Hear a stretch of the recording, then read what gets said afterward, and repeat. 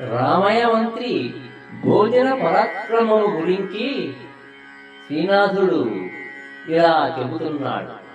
గ్రామము చేత నుండి పరికల్పిత ధాన్యము నింట నుండి, గ్రామము చేత నుండి పరికల్పిత ధాన్యము నింట నుండి, శ్రీరామ కటాక్ష వీక్షణ పరంపరచే కడతేరేగాక, శ్రీరామ కటాక్ష వీక్షణ పరంపరచే కడతేరేగాక.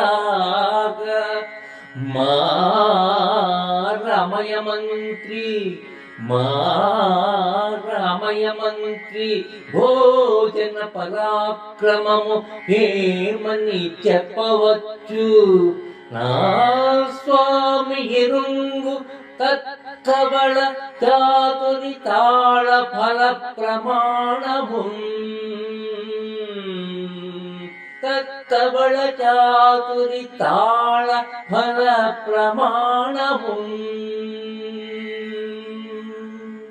శ్రీనాథ కవి సార్వభౌముడు ప్రశంసను ఎంత ప్రౌఢంగా చేస్తాడో పరిహాసాన్ని అంత హాస్యభరితంగా చేస్తాడు.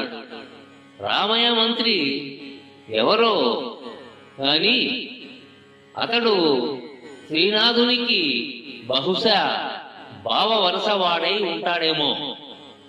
అగ్రహారాన్ని అన్నపు ముద్దలతో హారతి కర్పూరం చేసుకున్న ఆహార జీవి రామయ్య మంత్రి.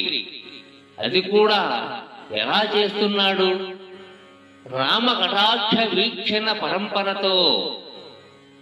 అతని భోజన పరాక్రమం ఏమని చెప్పవచ్చు?